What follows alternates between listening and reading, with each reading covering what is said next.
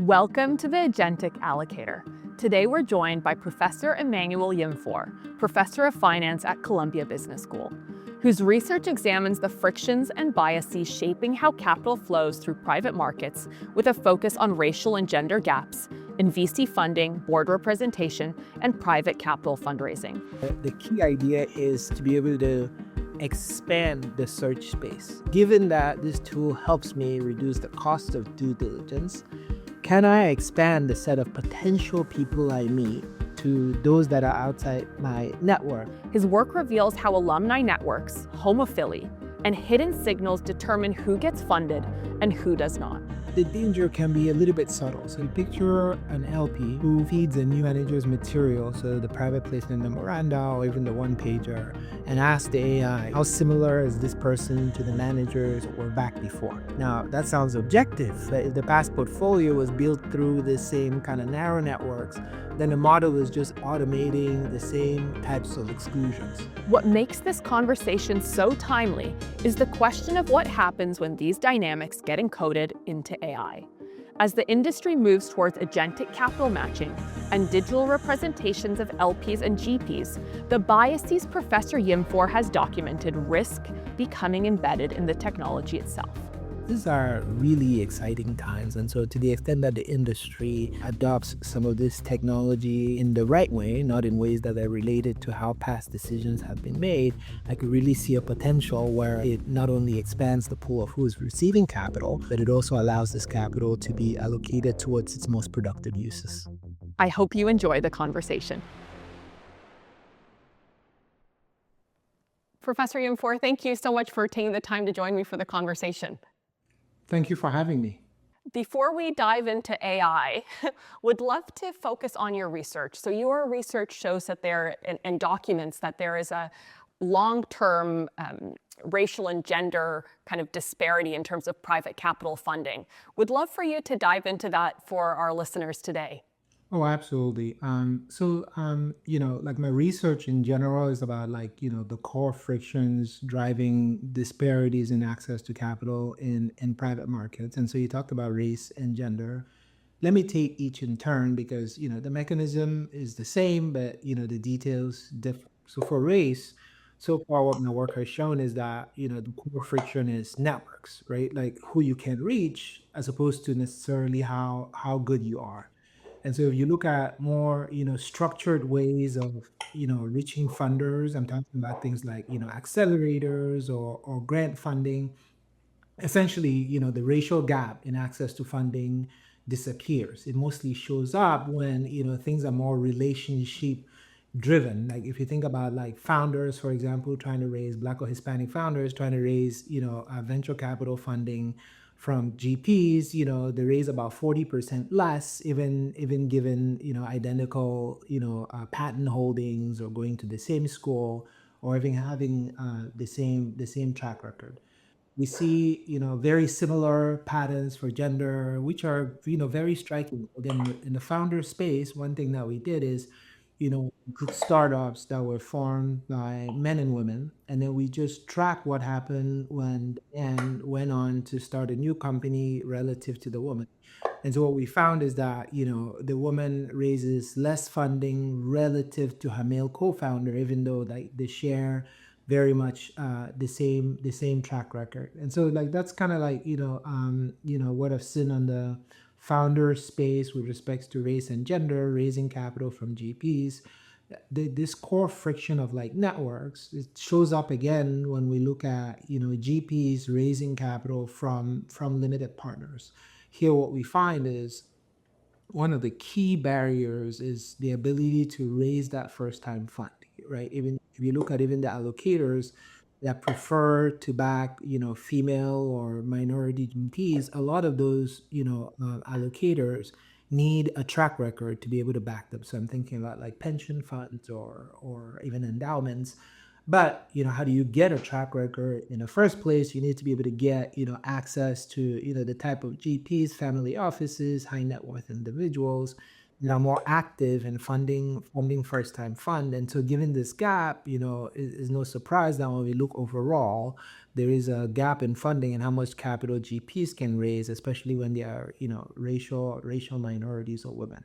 So, at the risk of like going on forever, I've been thinking about this for a while. That's what I would summarize as like, one of the main takeaway frictions are, networks, right? Like who you can reach as opposed to how good you are. Thank you for that great summary, Professor Yimfor. I have a vision of the future in which LPs and GPs will be AI enabled. They'll be using agentic AI systems and maybe even communicating to each other through those agents. You mentioned your research and the biases you've uncovered in terms of race, gender, and alumni networks.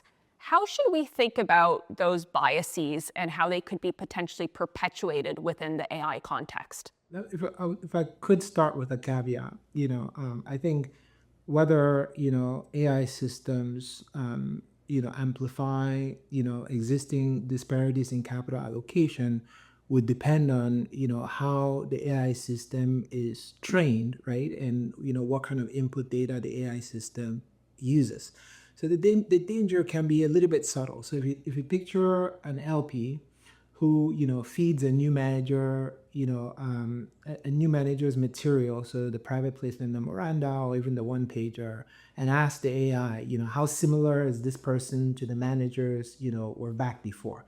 Now that sounds objective, but if the past portfolio was built through the same kind of narrow networks, then the model is just automating the same types of exclusions. But then if you think about, being able to use the time savings that are generated from being able to process a lot more private placement memorandas or process a lot more, one pagers, and you leverage that to say, let's expand the set of one pagers that we're looking for. Again, going back to my earlier work, imagine an LP that takes seriously the apply here button. And then based on the apply here button, filters the set of potential, pitch decks to or private placement memoranda to, which ones fit within my fund mandate. And then when they filter that to which one fits within my fund mandate, and going directly, to your question about agentic AI, imagine a situation where instead of like in-person meetings, we're meeting using avatars in a metaverse, right? You can imagine a structured type approach where, we have the same standardized questions that we ask, candidates that are similar-ish. So the AI would have gone through, looked at the materials, and then would have said, Victoria is very similar to Emmanuel in that like they have very much the same strategy, and they fit my fund's mandate in the exact same way, that there's no reason why like ex ante you can't think harder about the types of questions that you would ask. Because there have been research that have been shown that, racial minorities or even women tend to be asked different questions. And so in that sense, I'm not worried about potentially showing up to a pitch meeting and reading off your body language because I can't see your body language. All I can see is an avatar, asking me, objective pre-planned questions. And, I can focus more on instead of reading and reacting to what I think is your body language, just because if we're from different cultures, I might be reading your body language wrong. It's happened to me where people meet me a few times and I'm like thinking about what they are saying and what they see is a skeptical look and then they re-explain themselves. I have learned that when they're trying to re-explain themselves, to tell them, hey, please don't pay attention to my face, I have facial spasms. And so my facial expressions don't mean like I'm being skeptical, but imagine a situation where you couldn't see my facial reaction, you could just focus on the explanation that you're giving. Just to be clear, I want to summarize, so I'm not rambling and fitting the assistant professor stereotype. The key idea is to be able to expand the search space, right? Who are the Given that this tool helps me reduce the cost of due diligence, can I expand the set of potential people I meet to those that are outside my network? Like they didn't go to the same school as I did, they didn't work at the same places that I did, because there are good ideas out there, good ideas for, how to allocate capital efficiently. And can I reduce frictions in the meeting process and the interaction process where you're just trying to learn about, what the GP strategy is? Of course, you can't substitute for the in-person meeting because, at the end of the day, you still need to make sure that this person has ideas and then they're just not parroting something that they're learning from some AI algorithm. And so you can never replace the in-person get to know the person behind the strategy, but that could be deferred until much later while we get rid of like this, disparities in capital allocation. It's a fabulous point, and I fully agree. If we can get to the point where LPs have the widest top of funnel, so today, as you know, there are 56,000 alternative investment managers. So I'm not only including private markets, but also hedge funds in that number. And LPs, the most sophisticated, will look at 400 or 500 a year in today's world. And so if we're able to widen that funnel, I fully agree with you that we'll get to better investment outcomes over time and also better matches for LPs and GPs. While I see that world in terms of the top of funnel, wider top of funnel being extremely valuable, want to also touch on some of the subtleties. So you mentioned the risk of embedding-based matching in a conversation we had earlier. And would love to understand what are the risks of that. So you have, let's say, top-level hard filters that LPs have, which will be, maybe less biased. But when we get to the subtler elements around, the qualitative, how I, feel about a person, what are the risks around that, Professor? Oh, yeah. So just to take a step back, like, what is, when I hear embeddings-based matching, like, what does it mean to me in just plain English? So the idea is that, you can imagine taking a GP's, one pager and their PPM, and then, feeding it into a function, a function that is going to take all that text and then return some numbers. Now, with those numbers, you can do a lot of things. Like with those numbers, you could compare how those numbers are similar to, say, other GPs that you have backed in the past.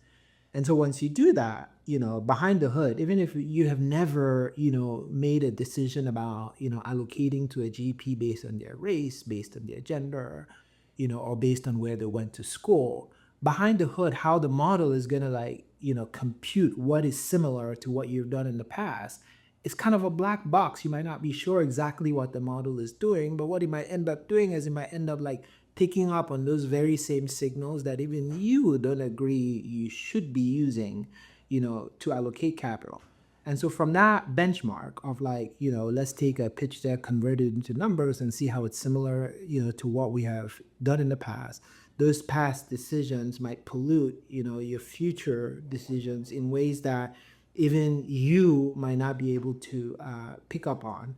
And so, making sure that even if we're using this embeddings-based matching, we're opening the black box, right? Making sure that, the specific features that are being fed in, for any algorithm to learn are features that we think can help us improve the allocation of capital. Like, I don't know, off the top of my head, how much competition is there? How many other managers are running a similar strategy? How long have those managers been running it? What are the key risks? To what extent has this manager mitigated, some of the key risks that might arise from their strategy? Foreign exchange risk, political risk, so to the extent that, we're using, some of this like embeddings to predict some of those key risks and maybe rank managers or even generate fodder for, the in-person meeting and the kind of questions that we ask, that we really have the opportunity to be able to expand.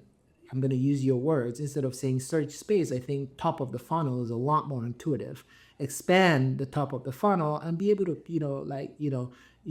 take some of that time savings and transform those time savings into having more, in-person meetings, and just making sure not to accept the output of the AI and being more critical about what exactly is doing in the background and what features is learning to predict who you get to match with.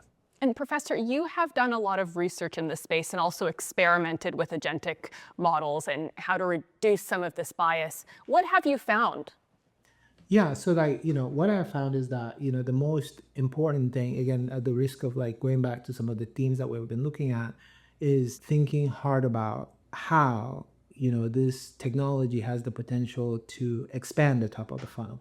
And so what I have found from my work is that if you were to zoom in at places where the top of the funnel is as wide as possible, so let's think about accelerators, where they have an apply here button and everybody gets to enter the top of the funnel in a structured way, you don't find any, gaps in access to funding for founders that, come in using this channel. And so this is where I think this technology holds the greatest promise. I'm imagining almost a one-to-one time transfer. A deal team, like you said, can only process so many incoming pitch decks in a year. And so you have to triage, using some strategies like, is this person from my network? How did we get the recommendation? Who else is backing this GP? How does this GP signals tell me something about whether they're going to be successful, in the future? Now we can actually use these tools to expand, the top of the funnel. And I think with that, an added benefit of that is going to be able to include more, minorities and female GPs. Phenomenal. And would love to dive into your advice for the industry, LPs and GPs, as they're experimenting, not necessarily building these solutions in-house, but they're investing in technology and implementing it internally. What is your advice to them? Where should they start? If we start with GPs, right, this is an opportunity, for GPs to use this technology to do better search. So a GP previously, right, might, think about which kind of LP should I send my pitch materials to, based on talking to, other GPs in your network, or just casting as wide of a net as possible. Here is an opportunity where GPs can actually, gather data on LP preferences. They're not very subtle about this. They have it on their websites, and so to the extent that you could leverage the technology to curate the list of potential LPs that you're going to reach out to, then you can reduce time in terms of meeting LPs that, are just not close enough to your strategy and wasting time that way.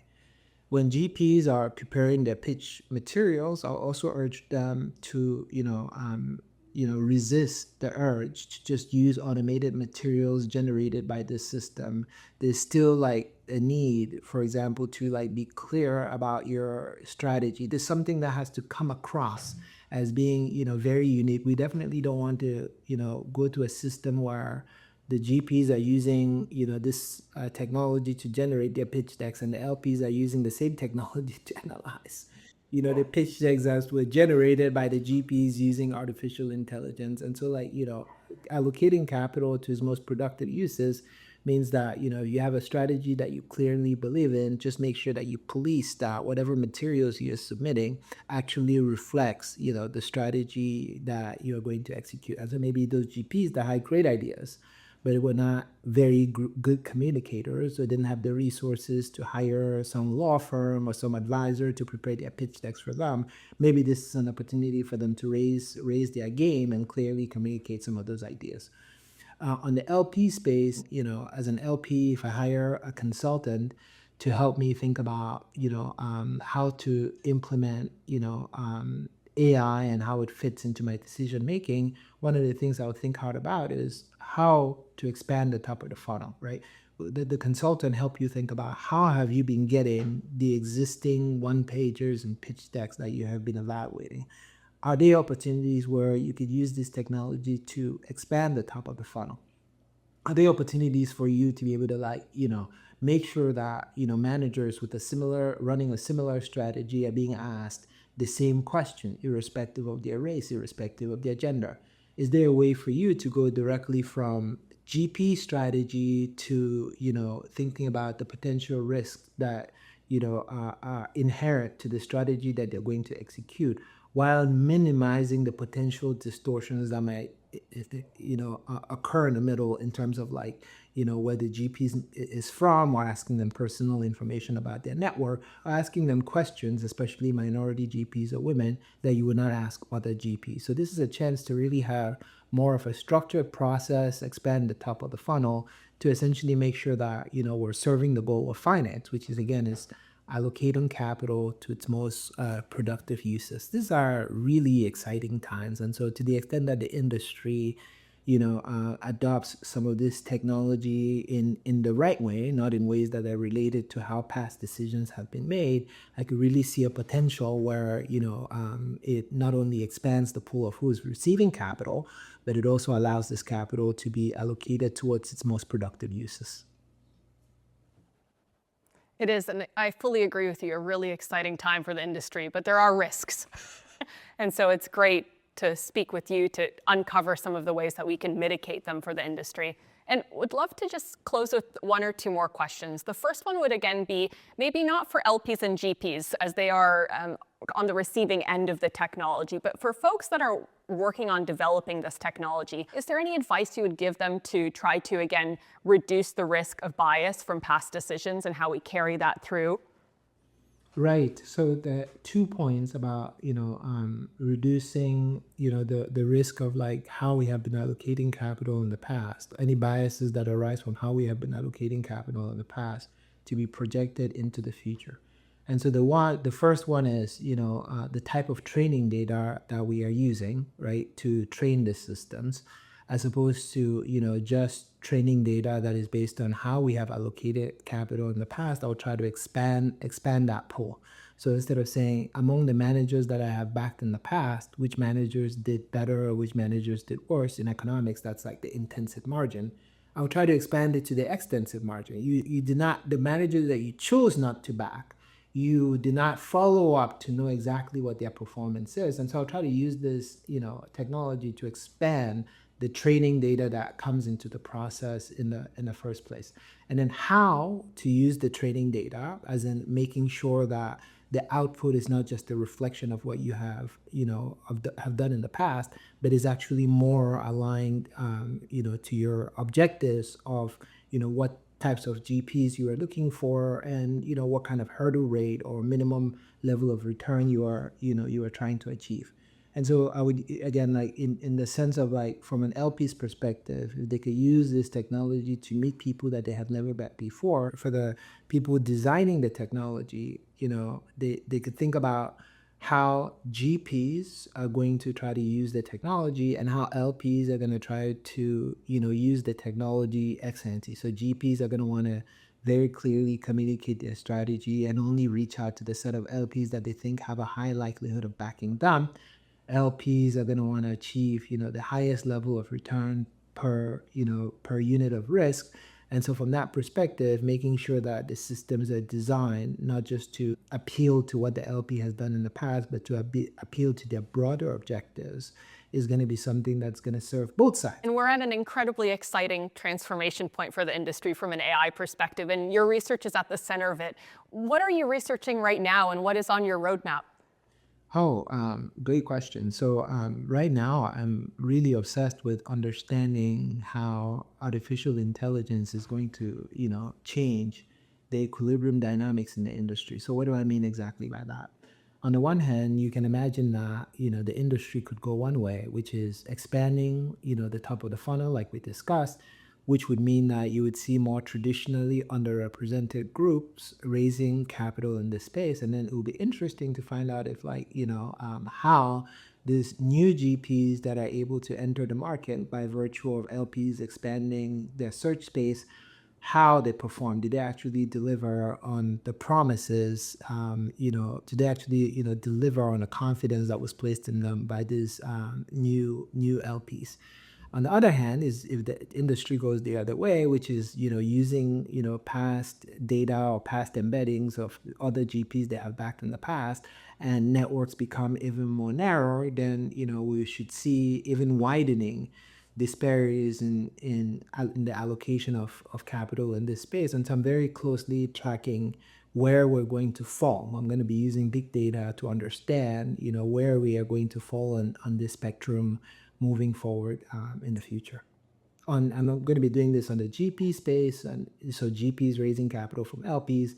I'm also going to be thinking about this when we look at, founders raising capital directly from GPs, so venture capital backed founders.